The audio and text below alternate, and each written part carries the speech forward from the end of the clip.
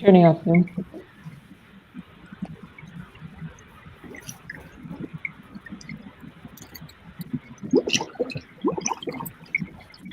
Okay. Hi everyone. If you are coming over from the show, thank you guys so much for watching. We had an awesome time putting all of this together, and I'm super excited that everyone gets to watch it. So thank you. We are here for some Q&A. Are you guys getting feedback a little bit? Everyone has to, I think, have their YouTube videos muted if they don't already. Yeah. Thank you. Perfect. Look, we're already getting responses. So I'm going to start us off with a question for all of you now that we're finished with this. How did you guys enjoy the show? How was it? For artists, I'm sorry.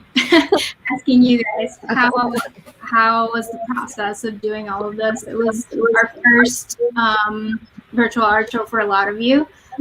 And for some of you, it was our second time around. So we had a little bit of practice, but how did you all take the experience, I guess? Well, I'll go first. I don't care. I had a lot of fun this round. It was really fun to just like play and try something that I haven't done in a while, and then be really collaborative with all of you guys. So it was really fun to work by myself, but also feeling like it's a team setting. It was just such an inspiring way to do this project, and I always really enjoy it. Awesome. Anyone else?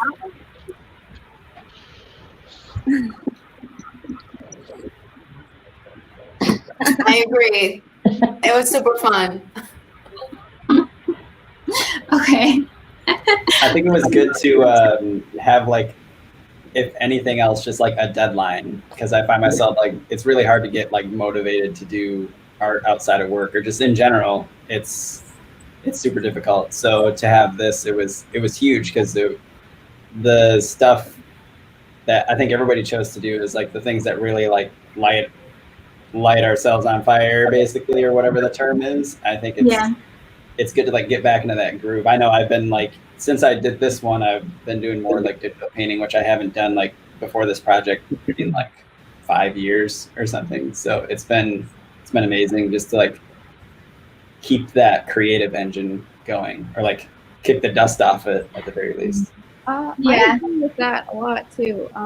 I've felt this sort of like a slump lately. I guess, I mean, I feel like maybe everyone has because of quarantine and COVID and everything going on, but just to have like a project that I can go to and have fun, it's kind of helped me kind of forget everything else that's going on. You know, it's suddenly I'm like back in school and I'm working on something I'm really excited about, and I get to present it to everybody, and that's always been much fun. That's awesome. I'm gonna go. So for me, yeah, after like almost 2 decades of not touching anything for myself creatively, this was really like a happy point for me, because all you do is work for clients, and it's easy to get away from that. And I don't want any of you guys to do that. Don't do what I did. It was like joy to do this again, even sketching and playing with paint, no matter how hard it was to not remember like how to mix color. But this was awesome, and you guys are amazing. So, and Meg, seeing your experience, like coming from taking out all of your stuff again and like showing us how you started this up again was super inspiring for me, honestly. Through the whole past couple months that we've been working on this. Mm-hmm. So I'm glad you shared that in your video too. thanks for me. I would say my favorite part was we did like these workshops on the weekend. We would all just kind of Zoom call each other and work together, and that was my favorite thing. It was like being in college and like working with your friends on your projects separately, but on video chat. I agree, Peyton. I mean, like, I was thinking of that earlier today. Like, in college, you had that studio, you had your classes and your, group of friends, and that critique back and forth with your professors or everyone. And then to just go, on your own doing something that was really a very cool, supportive environment.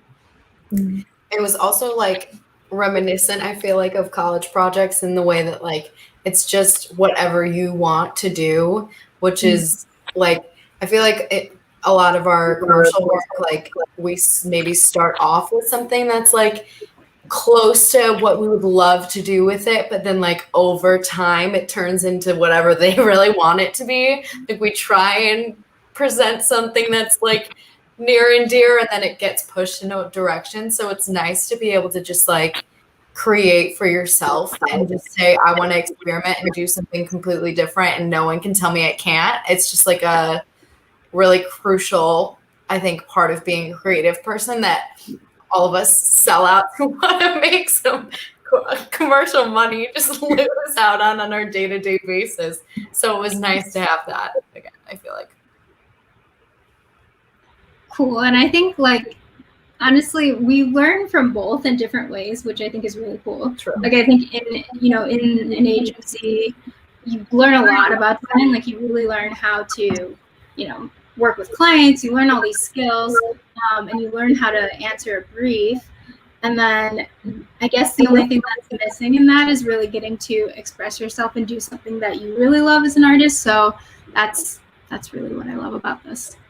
Yeah, there's something to be said about like working within the confines of like a certain project. Like those barriers can like turn into like the sandbox you need to like create stuff. Whereas like looking at the blank page is like super daunting, right? And so it's like I think doing work for like clients or like other people like helps like train your brain to like figure out like have that creative problem solving.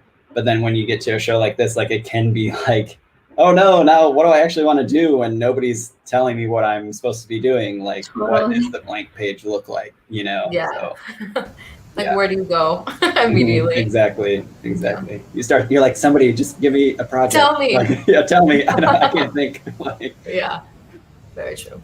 You know what I really like about this show is that each and every person has a style that it's so different from the rest. Because you usually have a certain kind of artist doing certain kind of things. Even if it's like 10 or 20 or 50, always, I don't want to say it's always the same, but in here, everyone was different. Different mediums, different colors, different styles. And that is something that I really, really like. Because as with the art, each person has a different personality, and it shows.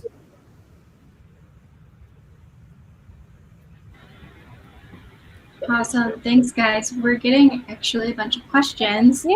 So I want to move to a couple of these. Where was this first one?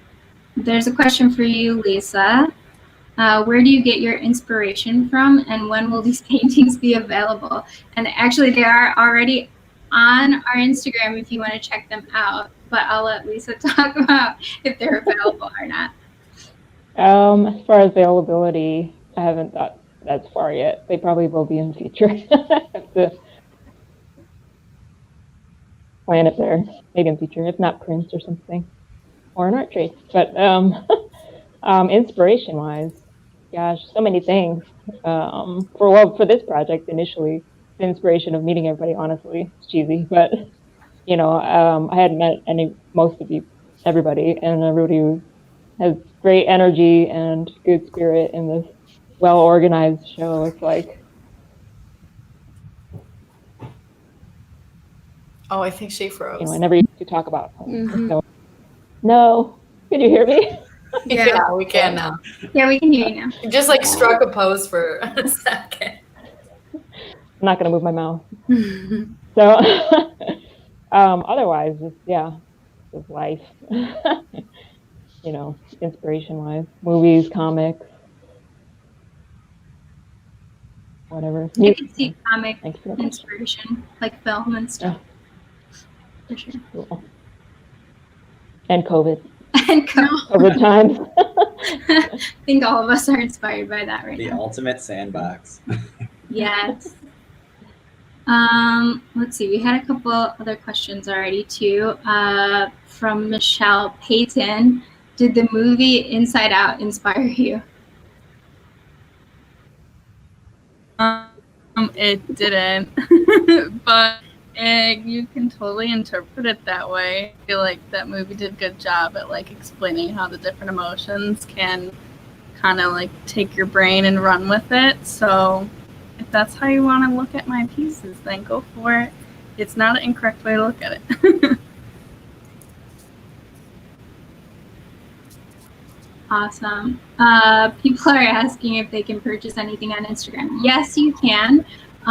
We posted all of the information for each of the collections in like during the show, so you guys can look and see if something is on sale or not. Most of them, it's probably 50-50. Some of them are on sale and some are not, but you can see all the information for that on our Instagram.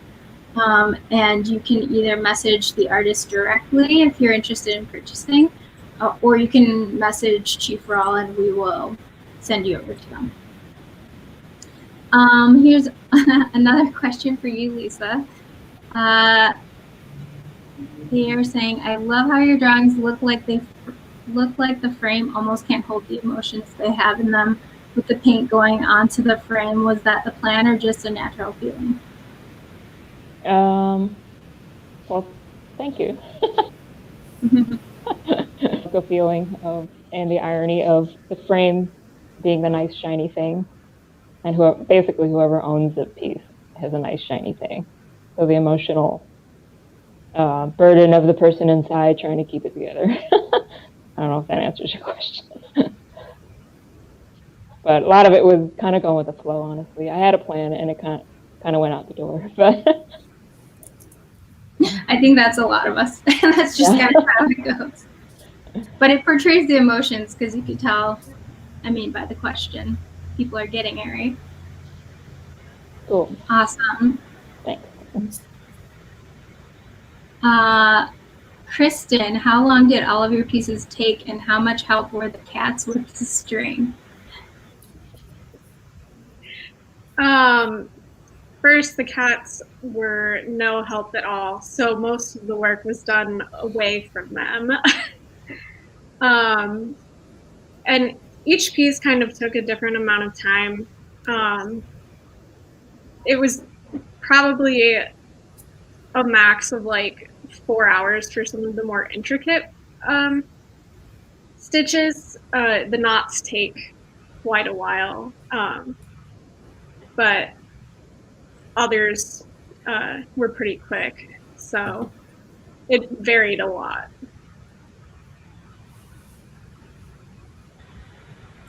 I already wanted to start embroidery, Kristen, and now I definitely want to start it.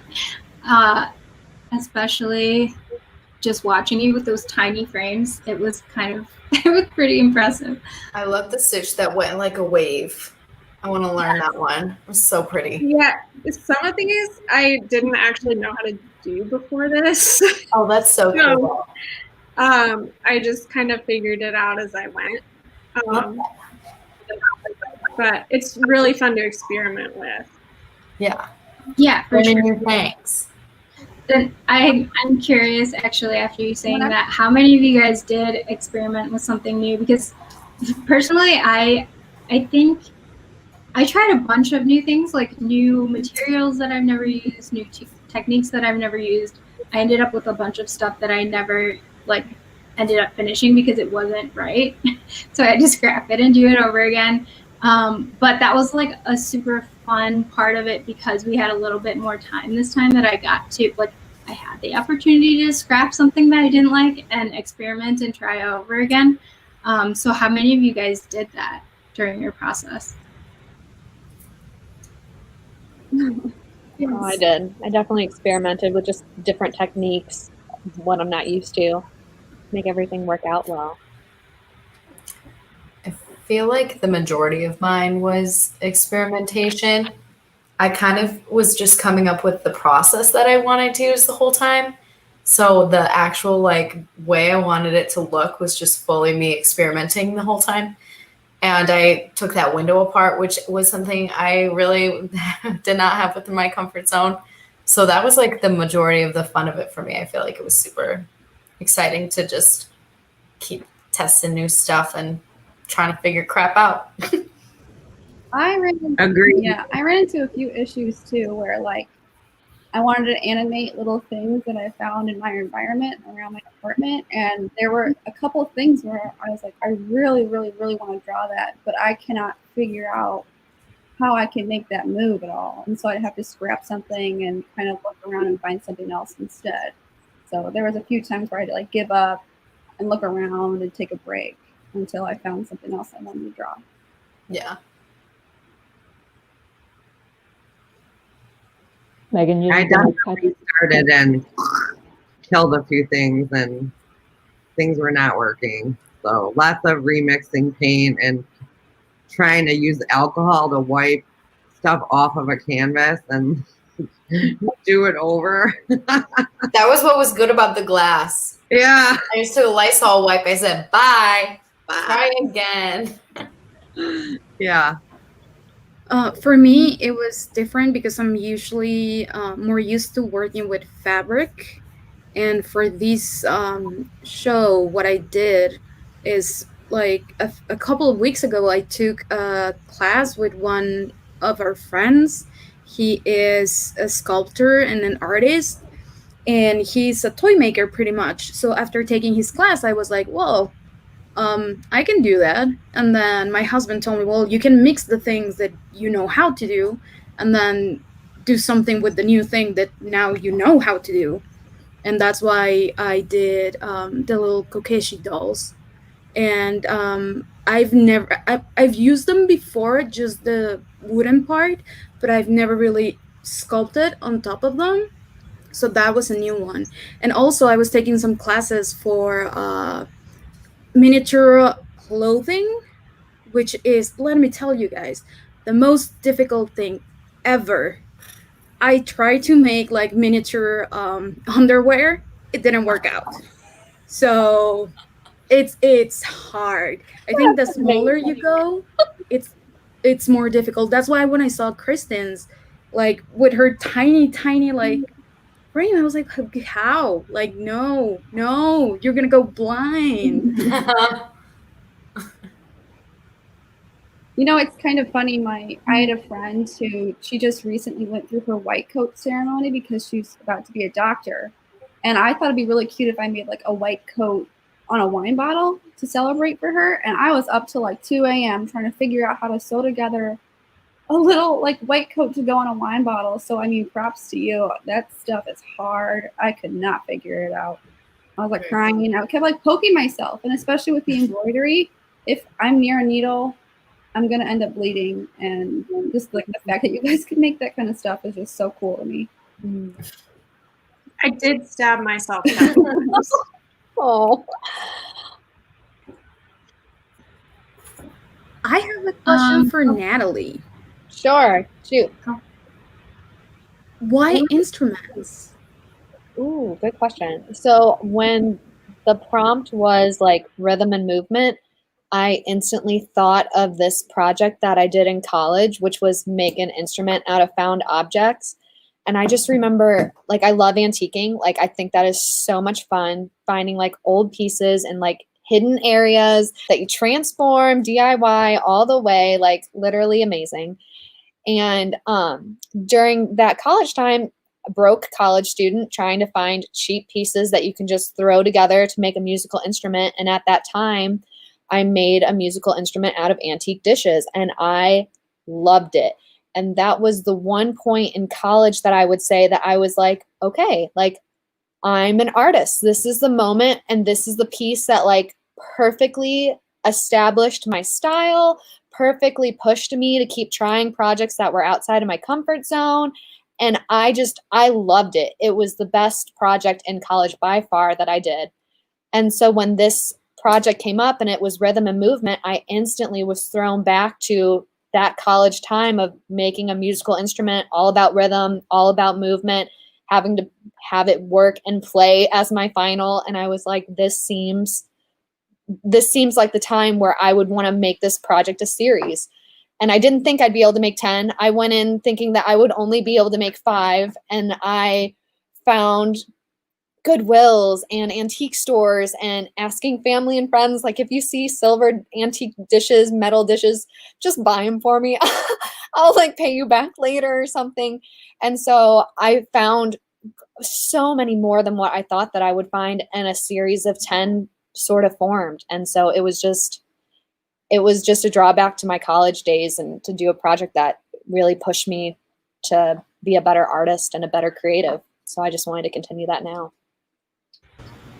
Yeah, if you ever want to make more of them, my mom's hobby is Goodwilling. Hey, Mine too. I'm sure she'll start looking for you right now without even letting me know. So I would gladly look for. I'm off to find it for you. I would totally, if people really like them, and this seems to be like a spark. So if you like them, let me know. Even if you don't want to buy one, but buy one, please. If you like them, just let me know, because I personally have a biased opinion and I love them and they're like my babies. So I would do more, but I would love input too to see if people really think they're awesome. Would you ever venture into wind instruments? Is my real question. I feel like I would. String is like my little safety net, because I'm like, you just got to pluck them. I'm not musically like inclined. Like I like listen to music and I'll tell you if I like it or not. I can't tell you the instruments that are played in it. I can't tell you like the notes. I can sing. I don't like to in front of people, but I can sing, and I play percussion. But I memorized my music, so then I just hit them in the order that the music was played in our concert, so I didn't have to like know where they were at. I'm not good in that way, but I feel like I would branch out and try wind instruments, but I feel like that's a whole nother category. Yeah, a lot of research to actually get it to somewhat work. I'm sure those would be difficult. I'm sure also though that you could pull percussion out. Those pots and pans make some good drums. So yeah, that's you make a whole band. Future project for you, Natalie. Whole series, instrument line. Yeah. That kind of leads into a question that I saw from Joe here. How fun or frustrating was it to put this show together while working remotely? And I'm going to add, while being on like partial quarantine. I mean, Natalie, for you, I was honestly surprised that you found all of those things that, you know, you didn't own them already, you didn't have them at home, and you couldn't just like order them online. So what other things did you guys run into while you were doing this? Did you find it fun, or was it frustrating for you? I feel like I had a slight advantage since I live in Indiana. We don't have as many strict rules as Illinois right now. So, or even at the time. So that's how I was able to go out a little bit easier and faster on like my free time / weekends. And just like donating stuff and going to get things because of quarantine, I feel like people are more hesitant to like go and get used things right now just because of people touching and germs and all that. But I was like, screw it, this is for an art project and I'm desperate. So I just like went for it. But at the same time, I felt like it was almost easier being at home because I had so much more time to work on this type of a project, because like, again, coming from Indiana, 3 hours easily of my day would be commuting on a train back and forth from the office. So every day I had 3 extra hours to designate to this project to be able to work and construct things from home. And that was huge. Like, I don't think I would have been able to do that had we had been in the office. Not saying that I don't want to be in the office. Like, I love the office, but like, I just got more free. I got more free time.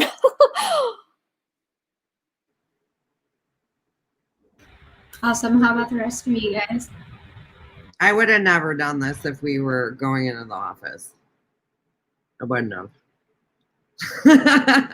Just the time, managing the time. Yeah, like that time that you spend traveling and working late, like it just wouldn't. I don't think I would have committed. Yeah. I never realized like how much commuting, like it's not even just like the time. It's kind of like an energy drain.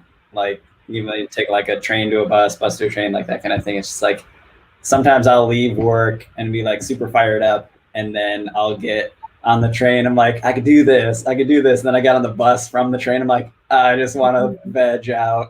Like, oh no, it's this steep decline, you know? So working remote, like you said, it's like, not only is it that time back, it's that energy The back. CTA sucks all the. Yeah, it's the CTA's fault. We are in, a lot of us are in Chicago, for those of you guys watching. Few of us are not, though.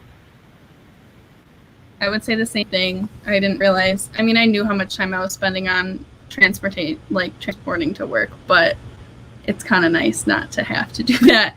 But I think, like, the amount of work I did within the past 2 Chii for All shows probably would have taken me, like, I would have told myself I would have gotten it done in 3 months, and it would have been like a year for one project because I would have pushed it off and stuff like that.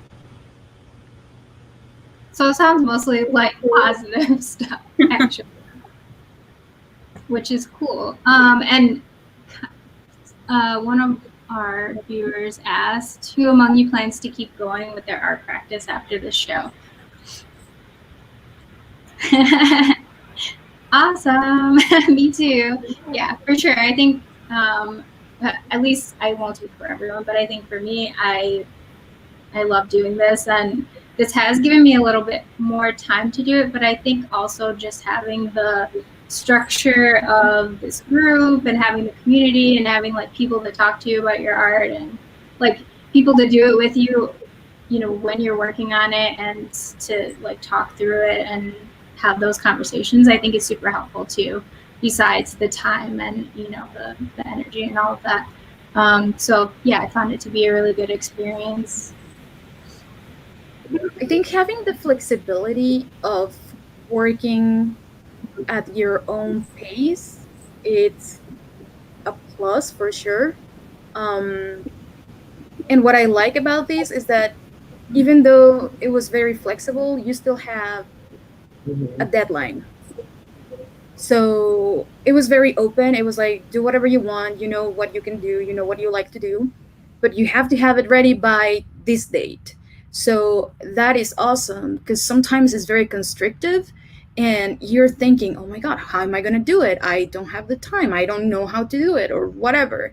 And this was like, oh, you're free. Whoa. And that's also what I like about it, because as I said before, everyone is different. Like all the resulting art, it was different. Like if you put all of our stuff together, you can see that it's from different people. You can see that it's from different artists, different backgrounds, and I love that. Definitely. Ooh, I have a question for Matt. Are you gonna develop the game as a real game? Do you know any developers that would do anything like that? I know about 0% of code, anything. No, but if you find one, let me know, because I'm looking for one too. Yeah, so we're all looking for any big developers out there. Anybody? Yeah, contact us, please. Yeah. That would be amazing, Matt. Where can I play your game? What's that? Someone's asking where can they play your game? Oh, yeah, in the distant future. Online, if we still have internet in the I don't know.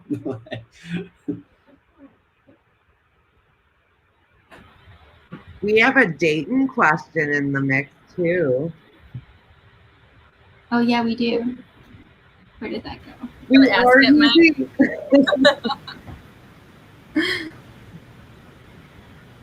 Do you see it, Meg? I'm trying to find it. Yeah, from Emily. I noticed a few of you came from Dayton. How has the city inspired you in your work? I was a UD grad. I'm from Chicago though, but I would say that school, my friends there, and the art program, and my professors. I mean, they definitely shaped who I am today beyond. So that is my answer. I would say the same thing. I also went to Dayton along with Kristen. I loved it there. The people, the energy, but also the professors, which I shot the link to this to a few of them, so maybe they're watching. Hello, if you are. But yeah, love Dayton. Represent. We love it. We love Dayton.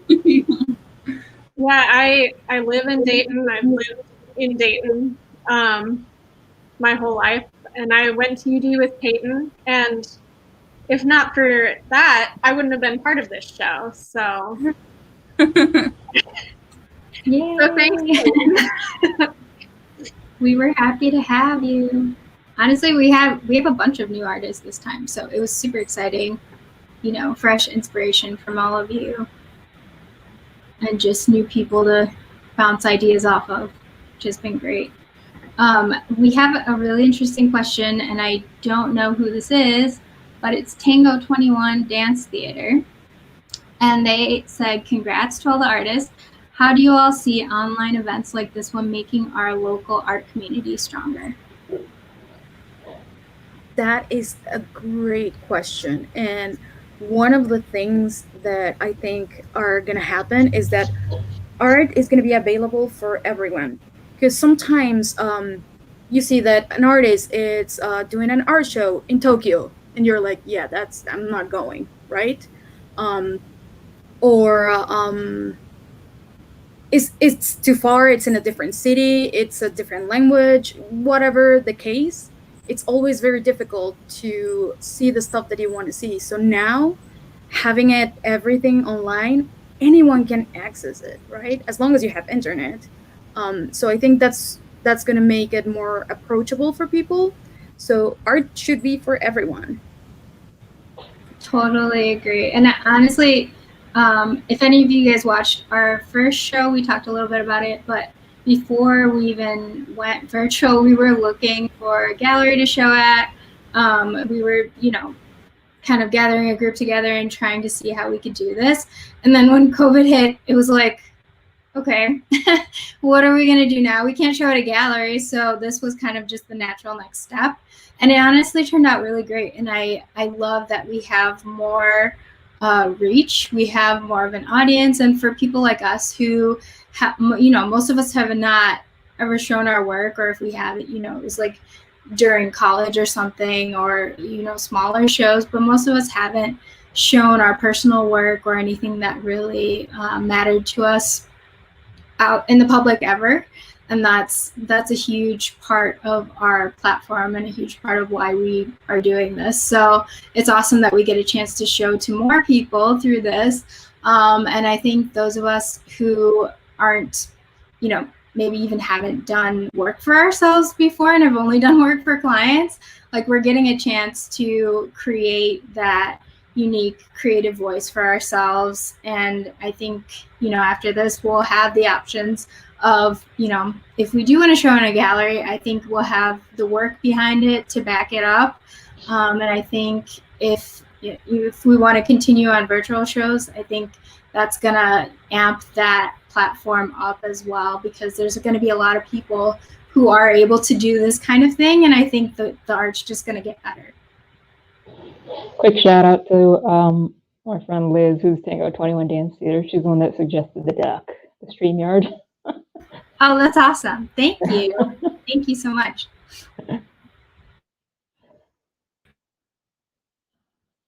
Okay, I think we have another question for Peyton. Peyton, out of all of the emotionals, which one would you say you relate more to as of right now? I don't know. I feel like I have a lot of emotions right now. I'm tired. I'm energized. I I don't know, I'm grateful for everything that has happened today in the past few months with the Chii for All show. I'm looking at all of them right now. I would say maybe the loving one, which I'm pulling it up. I don't know if we can see this. Probably not. No. Anyways, you can see it on Instagram. But it's the heart one with like the heart eyes in it because I don't know, I love talking about art. I love seeing other people's art, and I'm just in a very loving mood.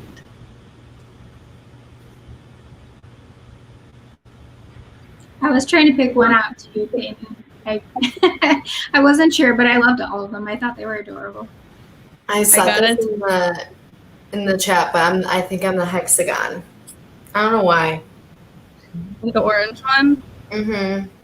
I see it. When I made the orange one, it's like silly and it has like 3 eyeballs and it has its tongue sticking out. I honestly thought of Meg when I was making it because Meg is so silly and giggly. And orange is close to the color of paprika, so that's so true. It's meant to be. So when you were working on those characters, were you thinking of people that you know, like what you just said about Meg? Sometimes, yeah. Yeah, but then other times I just kind of thought of, I don't know, the different emotions that we go through throughout the day, the week, the month. But some of them, when I tried to think of people's like a facial expression to like emote on them, I would like imagine someone else doing it. And for some of them, Meg was there and like trying to make faces over Zoom. And was helping me out. See about the 2 Megs, we were like the thing. We were like, what? Like if you we're the hexagon with 3 eyeballs. If you were tired, like what would your mouth be doing? Like I don't know. And we would just like try to figure it out together. So sometimes it was I envisioned other people, but others it was just trying to figure it out myself. Our workshop time was fun like that, actually. It was good. We got a lot of ideas from each other, even unintentionally, probably. Yeah. Oh, I so needed that. Oh my God. It was a lot of fun. To collaborate and just like sit there and talk, or literally sit there in silence, but know someone's sitting there in silence with you working. Like it was just fun to know that everyone's doing it together. It's really enjoyable. Yeah. But it motivated me to keep working on my stuff too. Yeah. Because sometimes if I was just by myself, I was like, I just want to make some pasta. Like, I don't want to do anything right now. So, but if we were all on together, like every time we had our Thursday calls, I was like, oh yeah, let's go. Like, I'm fired up about this now.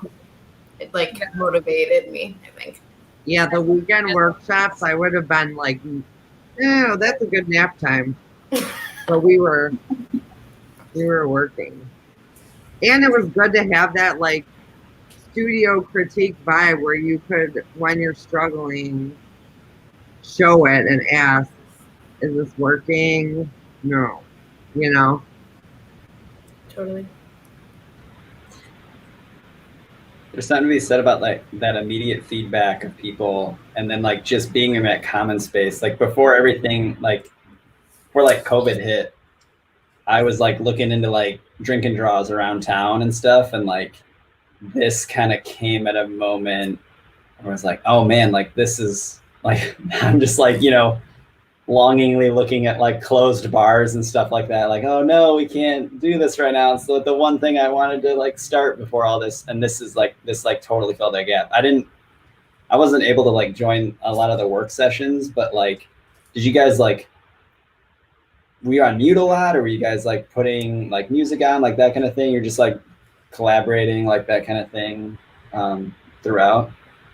Yeah, it was kind of just like we had different stages. I think we had like silent times when all of us were off like doing our own thing, but we could all see each other, and like then someone would come with, hey, what do you think of this, you know, like should I do this color or should I change to this? So it was kind of like working in the same room together, which was like, it was just a, you know, a session. It was fun. That's awesome. I have a question for Sarah. Actually, how was it for you? You just moved to Chicago. Did that influence your work, and how was it for you working in a new space that you just moved into? It was pretty scary at first, and then I just kind of got over it and rolled with it because I moved downtown just as things were starting to get pretty scary. So I tried to hire like a moving van so I can take all my furniture downtown, and they're like, no. So I was like, okay, I guess I'll just use my minivan, my mom's minivan, and just try to get everything up in the city. But yeah, I mean, I just when I started up here, there was like really nothing for me to do except sit around and think of stuff to do. So it just kind of like I was like stuck around the same old stuff, and I was like, you know what? Instead of like letting this kind of like tie me down and get like depressed about it, about being like in quarantine, I'm just gonna find like the art in all those little things. And so it just kind of helped me move forward a little bit and just kind of enjoy this really weird time in life right now. And so I'm pretty thankful about that. Super cool. That's awesome. Um, there's a question about if the group plans on doing online shows and Q&As like this post-COVID. I think we are. As long as we've got artists that are interested in it, we'll continue doing it. And I know that's kind of a thing. I think a lot of people are wondering is virtual still going to be as relevant when we come out of our caves and go back to the real world? I don't know. I think it is. I think it's picking up, and I think there's a lot of new technology around it and a lot of new things that are being created to make this work. So why not? I mean, I don't know. To me, I think so. What about you guys? I think so. Yeah, I think so too, especially because no one really has a date for when everything will be back to normal. And everyone is talking about this is the new normal, right? So, okay, this is the new normal, but for how long? Is it going to be like this for months, weeks, years? So, because no one really knows what's going to happen, you have to work thinking that this is how it's going to be. And I feel like too, this is like a virtual art show is such a good idea, and I almost wish it was more relevant pre-COVID because like all of us together, we're all from different places. We may not have been able to gather as easily or have these workshop sessions or be able to catch up and even be present in the same location, and then have all of you viewers be able to watch or come to a real setting. Like everyone can participate from the comfort of your own homes and see the talent that everybody had. And I think that's such a unique and positive outcome of COVID that I really hope keeps and continues. Like granted, gallery settings awesome, like love to be in a physical space, but this is such a unique environment to just see talent thrive with all the extra time that we all have. And just that anyone could just kind of join into, like, I mean, space doesn't really even matter anymore. It's just, whoever can get on. It's really cool. If you took this show, the same show, in a room physically, and everything, everybody was out, it would be a whole different show too, in a way. Like you can do both, but it'd be different, right? Seeing things that way. I don't even think this show could have been done physically. Like thinking about it, just thinking about a gallery, a space, and thinking about how different everything is. Like, for example, with Matt, everything was digital. Yeah, you can have a screen, you can have a laptop, you can have whatever. But then you have the instruments that Natalie did, and some of them are pretty big, right? So the curation would have been really difficult because you have pieces that are really, really big, pieces that are really, really small, like Kristen. So the importance visually would be really difficult to do the layout in a physical space. And it also, I don't know, I think it opens the possibility to working with people from other places, other countries, other states, you know, if there's some friends that you have that are artists that live in, I don't know, Canada, or well, Canada's too close, but something like that, you know, in different countries, that's gonna make us closer to them, and we're gonna be able to see different cultures and different personalities and different artwork, and hopefully we're gonna also be able to show our stuff. Yeah, that's a really good point too. I know, like there are a lot of things that we couldn't have done if we tried to do this physically. Like it just wouldn't be possible. And like I mean, Kristen's in Ohio, and there's like as we grow and do more shows, I think we could end up including people from wherever, and I think that's kind of an awesome and unique thing that we couldn't have done otherwise, for sure.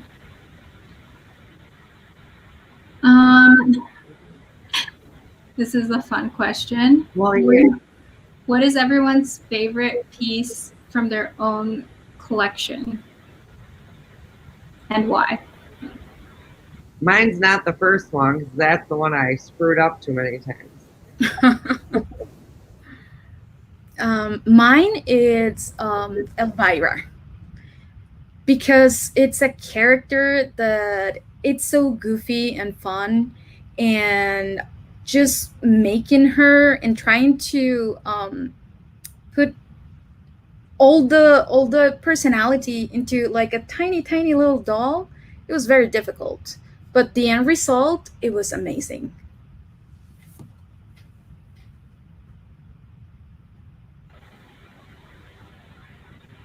Anyone else? I guess I can go. I had a hard time picking a favorite. I always like my Chii character, my original Chii character, which is the little flame guy, and he was the last one in my collection. So that's kind of naturally my favorite. But honestly, from working on them, I have a soft spot for all of them, and they all kind of represent like this sort of feeling and emotional state in when I'm working and I'm in the zone and I'm able to like accomplish something cool. So yeah, it's really hard to choose, but I think I just by default choose that one. That's where I'm at, Renee. Like I struggle which piece I love the most. Like my Natalele like holds a very special place in my heart just because that's the original, and I was so experimental with that one, and it's electric, so you can plug it in and it amplifies, and it's awesome, and I literally love that piece. But like I learned so many new techniques and like how to just really let the metal speak for itself through my newer pieces, that each one is just so unique and special to me. Maybe if I had to pick a new favorite, it would be my little Joelle with like the clam sticking out of it, just because how it looks visually. I don't know though. Like I don't want to pick a favorite. Mm-mm. Besides my Natalele, just because it has sentimental value. Instead, I don't have a favorite. I'm kind of in the same boat as you, Lily, and Renee, I guess too. I like all of them. Once I start swiping through all of them, I go, oh, but I like this one, and I like this one. And I think it's kind of just based on what emotion I'm in. I'm like, oh, this one, I'm drawn towards this one, I'm drawn towards that one. But I'll judge it based on what I'd like to hold the most, which is always what I talk about when I see art, is that I want to touch it, I want to squeeze it, I want to like feel the texture on it. It's very weird, but I make the comment all the time. And I would do the little blue sad cloud because I just want to like hug it and squish it. Because Peyton, he's so sad. collaboration. I could make them. I know I was gonna say. My mom sent me a text and she said that she liked all of them and that we should team up to make plushies. Yeah. I'm so I would get that hexagon plushie in a split second.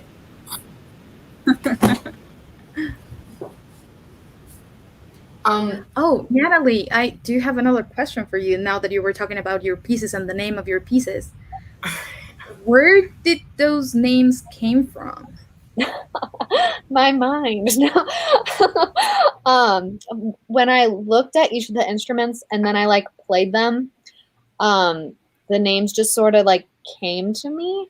So like my first one is called a bellow because it looks like a little bell, like one of those like ding teacher bells that you like tap on because it has like the little circle on it. So I called it my bellow, and it's like it's small. My Joelle, which has the clamshell, which holds like a pearl or like a jewel, so like a Joelle jewel kind of played together. Ravenna had a raven head on the gravy bowl, so ravens, Ravenna. So I just sort of like pulled inspiration, like ukulele, banjo, and then played with those two instrument names and then spun them into different names for each instrument since they're so unique, and then just pulled inspiration from the piece itself, what it kind of reminded me as or what it kind of looked like. And just, I wanted really beautiful names to them, or in my opinion, beautiful names, just because I love how they shine and reflect, and I just think that's just beautiful. And so I wanted really unique, nice names to reflect their stunning beauty. So that's kind of what I went with. So if you want actual the names, how they're pronounced, let me know. Some of them might be a little crazy, but I love all of them all the same. Did you say one is called a natalele? That's amazing. I didn't catch that before. It is. That's my whole series. It's the Natalele series off of okay. Natalele. So that's the one that has like the gold in it, and like there's like a dish on the top, and if you spin it around, there's a clock face on it. I'll have like detail shots all in my Instagram feed. It's electric. Literally, I like love that instrument. And so the Natalele series, because it's like a ukulele, banjo, like all that stuff. Blown out on a 10-piece scale. So love it. Also, just side note, those pictures of like every instrument just turn out so freaking good. Like, okay. So for all of you guys, like, thank you. I really appreciate it. They are on, I took all of my photos on my iPhone outside on a black sheet and edited all of them. And that is how I got my photos. So you don't have to have any crazy setup. You don't have to have any lighting studio. Natural lighting is always the way to go, in my opinion. But just let the artwork speak for itself. And that's kind of what I did there. And then just got really unique shots and detail work and all that kind of stuff. So thank you. I really appreciate that. It is very hard to showcase your artwork properly. And I thought you did a great job of that. Definitely. Thank you. Is it the one that's electric only, or So that one alone is the only one that's electric, just because it has like that. Again, I'm not musically inclined, so if someone else knows the answer, please by all means jump in. But it has like that bass hollow space that when you play it, it can like echo inside. And not all the instruments have that. I didn't necessarily want all the instruments to have that. They're each, like I said, unique and different. But that one in particular, it was part of the assignment back then that we needed to make it electric, because we had to play Mary Had a Little Lamb in college on our instruments, and it had to be loud enough, otherwise we weren't going to pass. So I did not try to make all the new ones electric, just because that's a whole nother task in and of itself. But some of them, I guess, can be. There are bases for it, but yeah, the Natalele is the only one that is electric. Very cool. Thanks. All right, we have been on for a bit. We're going to wrap up pretty soon, but we have just a couple more questions. I'll try to fit in 2 more if I can. What was the most challenging piece for you, and did it allow you to see something differently that gave you a new style to your artwork?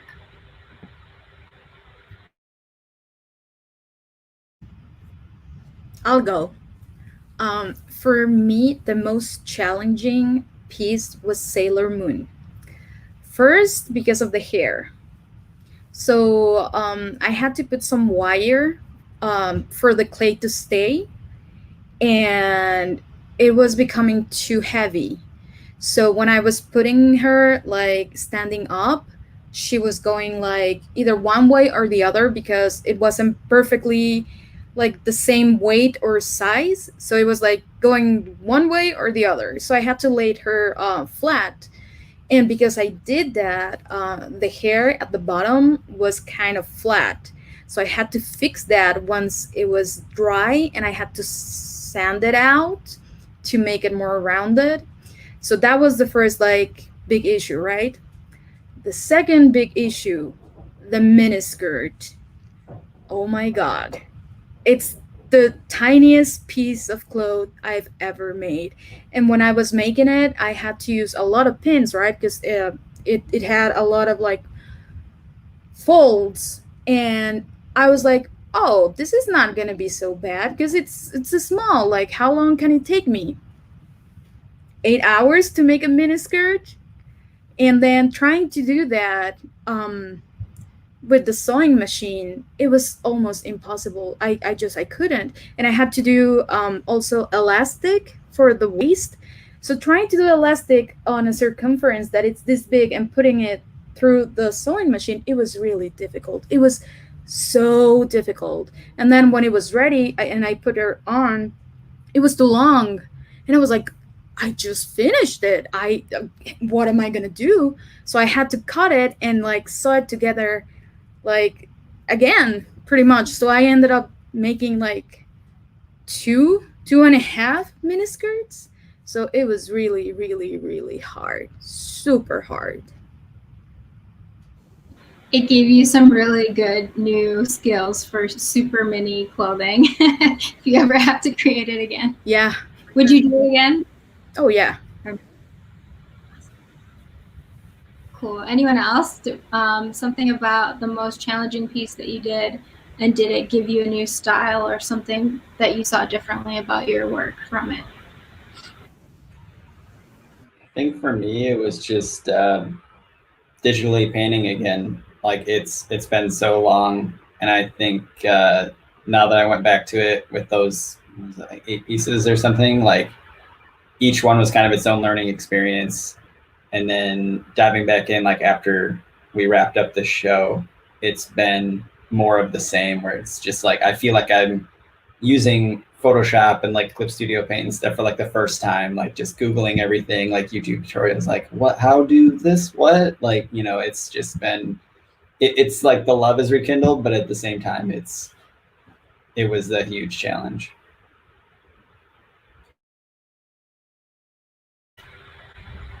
Anyone else for that one? I have one more question for you guys, if not. I have to say the video.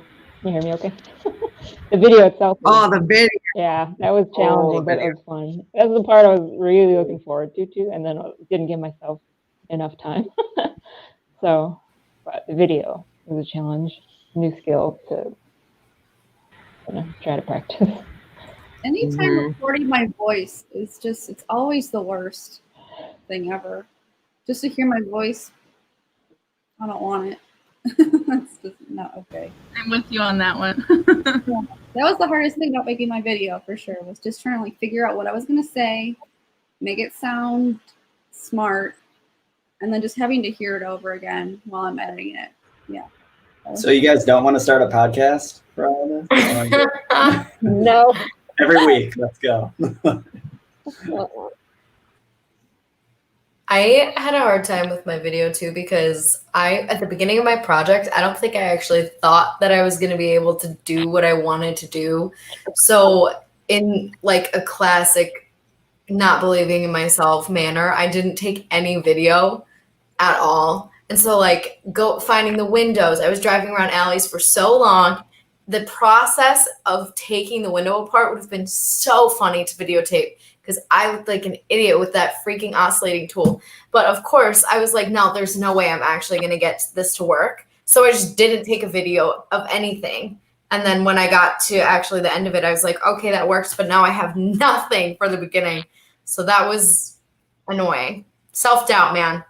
She gets you. It's a good fix though in your video. A little note. Yeah, I literally I just put text there because I was like, I know I'm going to say something, but I don't have anything to show. then thankfully I had that stuff of Luna messing with the paint, so I could throw that in there for a That all visual. worked. Like It was that was pop-up video, like VH1, like back in the day. Like it all worked. It hit. Yep. That was all I could do. I have to say, I think all of us have grown through this, and I'm like watching from the last show to this one. Like we've improved individually, we've improved like working together, and I feel like, to me at least, it's been a really good experience. It's been even better than it was in the last show. I think, I don't know, I've gotten a lot out of it, and I guess my last question for you guys, and thank you everyone who asked questions for us and gave us something to talk about here. We really appreciate you watching and being interested and having the conversation with us about artwork and where this is going and where it came from. So thank you guys. And I guess moving forward, my question is for everyone, what do you guys see as next for you? And like either technique wise or, you know, something that you got interested in while you were doing this. Did this inspire you to do something else that you can see already looming in the future a little bit for you? I definitely want to paint again. I feel like I got that bug, and you know, I want to do something more complex, you know, next time around. This time I was like, let's just do the paprika bottle that's sitting on the counter. But yeah, I want to like keep going. Awesome. I'm kind of the exact opposite. Now that I've drawn digitally, I want to do something completely different. I really liked Kristen's embroidery. I thought that was so cool. I do like to play around with like thread, and I have a sewing machine that's been sitting in my closet for like the past 10 years, and I'm like, okay, I think it's about time I break out that bad boy and just dive in. So I thought, I don't know, I think it'd be kind of cool to like go to like Goodwill like Natalie did and maybe like get a bunch of fabric and make something out of that too. I love like a lot of like repurposing stuff, and I was like, maybe I could do something like that next time. Just get out of that comfort zone, 100%. Super. Yeah. Oh, go ahead. No, I just was responding. I love it. Yeah, I think I'm going to stay on the train of sustainability too, because as annoying as the glass was to get, that felt like a track I want to continue on, whether it's like with more fabric stuff or like other found materials. But the glass was fun. Maybe I'll redo it with not neon colors so I can put some on my wall. Who knows? We'll see. It's a fun image to think of you kind of going through the trash, you know. And if you do live downtown, I mean, the possibilities are honestly endless. Yeah, the alleyways out here are like treasure mines, basically. It's great. You didn't get cut at all, did you? Working with the glass? Oh, I did. Yeah. Oh, you didn't? Yeah, I did. Yeah. So I bought gloves, but not until after I found the window, and I didn't want anyone to take the window.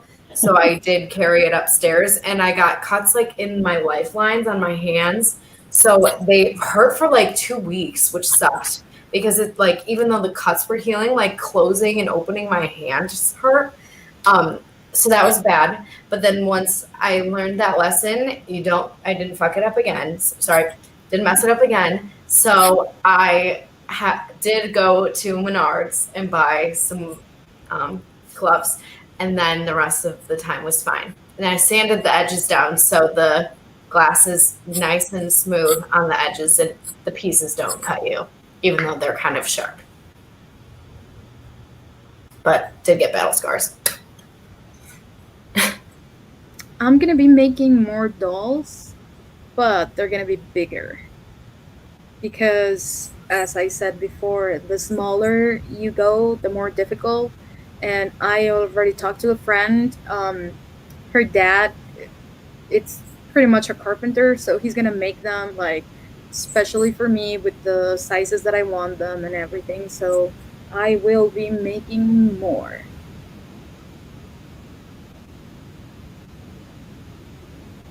I think I'd want to keep doing and exploring more illustration styles, but looking, once again, everyone has said it, looking at Kristen's work, I think I'd love to learn how to embroider, but I also just learned how to knit, so I might just turn into like an old woman and just knit my life away. So I don't know what I'll do next. Love it. The Harry Open-ended. Styles sweater. Lots of possibilities. Yep, attempting. That's Haven't nice. gotten too far. I don't know what's next. I feel like I drive so much off of a topic, or if there's no topic, then I pick my own. But if we have a theme next time, a lot of my project will probably be driven by that theme.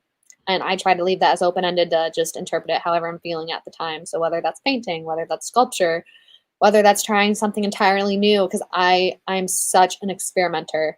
I'm just going to leave it open for interpretation. So something new will be coming shortly. Awesome. We will definitely have a theme. There we go. We voted on this theme from a couple different ones, so that was kind of a fun part of this process. So I'm looking forward to whatever we end up with the next time. I'll probably keep drawing. I'm excited to do the video and kind of mess with all that. This show is a good reason to do it, so it was kind of like, okay, so I want to push myself a little bit more to do that part of it. But yeah, always keep drawing. Looking forward to drawing events. Y'all are into it. Awesome. Yeah, I discovered through a friend, I think he was on, he introduced me to Blender, the 3D program, and it can do like, with the latest version, like they integrated like 2D animation like software, which is what I kind of was my bread and butter in college and stuff like that. So I'm thinking of like now pursuing more of what I used to do, which is like the 2D like Flash style animation for like future projects, if I can figure Blender out, because it's a beast. But yeah, that's kind of in the future. You can do it, Matt. I've tried it, but I have like zero experience, and it was really hard for me. But I feel like man, it's crazy. I trust that you can get it. I think you can. I'm excited to see what you do. Who's left? Did everyone talk about what they want to do next, or I do? No, Renee, what about you? Me, I think I mentioned it before. I love layering things, and this time I kind of got really into experimenting with different objects that I can make look kind of 3D. And I added a little bit of that into my work, which I haven't done before, like the kind of impasto paint effects and kind of playing with using resin as pieces instead of just pouring over the whole piece. So I'm looking forward to playing with that and maybe playing with some foam some more. I experimented with that a little bit this time, like the squishy foam. I just like all of these really tactile things and kind of mixing them together. So yeah, I'm going to be playing more with some of those materials to see what else I can come up with from them. Alrighty, I guess. Did everyone go? I'm not missing anyone. Okay. Yeah. All right, I have cool. a quick question for you, Renee. How Yeah. was your experience in doing this second show? I loved it. Honestly, it's been awesome working with you guys, and I always get such awesome inspiration from, everyone comes from a different place. Meg, it's been so long since you painted, and just seeing your excitement getting into this. And Lisa, I've never worked with you on a project like this, or Matt, or Kristen, Sarah, any of you guys. So it was just super fun to see what you're doing, and I love that like now Sarah and Megan and Peyton and like everyone, you guys are kind of bouncing off of each other's show from today and getting interested in doing other things from each other, and I just love that aspect of it too. So it's been awesome. It's been a great experience. So thank you guys for being How about part you? of it. It's been Thank big you, shout out. Renee. Yeah. Setting it all up, keeping us I in love breath. you guys. Seriously, like, cheers, Renee. Like, she has been absolutely amazing. So, like, seriously, cheers, Renee. Oh, This would not be Cheers. possible without her, and she is the leader of all, and she is just killing it. So, like, thank you for bringing us all together and throwing on this type of a show. We literally love you. Agreed. She's leader of all and chief of all. awesome. Thank you so much, you guys. Thank you, everyone, for watching. We are going to log off, but I hope you enjoyed the show, and I hope you enjoyed the conversation afterwards. And we will see you again. Bye. Have a good night. Bye. Bye. Everybody. Great job, everybody. Yes. I agree.